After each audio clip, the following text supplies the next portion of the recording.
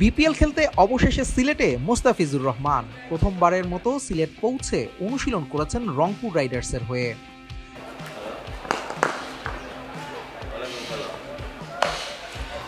সদ্যই international league IL টি-20-তে Dubai capitals মাতিয়ে এসছেন জাতীয় দলের তারকা পেসার। 23 ডিসেম্বর পর্যন্ত বিসিবির এনওসি থাকায় সেই পর্যন্তই তিনি খেলেছেন। টুর্নামেন্ট ছাড়ার আগে মোস্তাফিজই ছিলেন দ্বিতীয় সর্বোচ্চ উইকেট শিকারী। 8 ম্যাচে 8.08 ইকোনমিতে মোট 15 উইকেট নেন দ্য ফিজ। সোমবার চট্টগ্রাম রয়্যালসের বিপক্ষে বিপিএল দ্বাদশ আসরে রংপুর রাইডার্স তাদের প্রথম ম্যাচ খেলবে। মোস্তাফিজের যেই ফর্ম তাতে সাবেক চ্যাম্পিয়নদের একাদশে থাকা নিশ্চিত the ফিজের।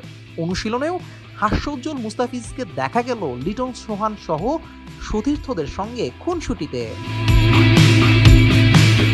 Adil Ahmed Shaan, channel I, Dhaka.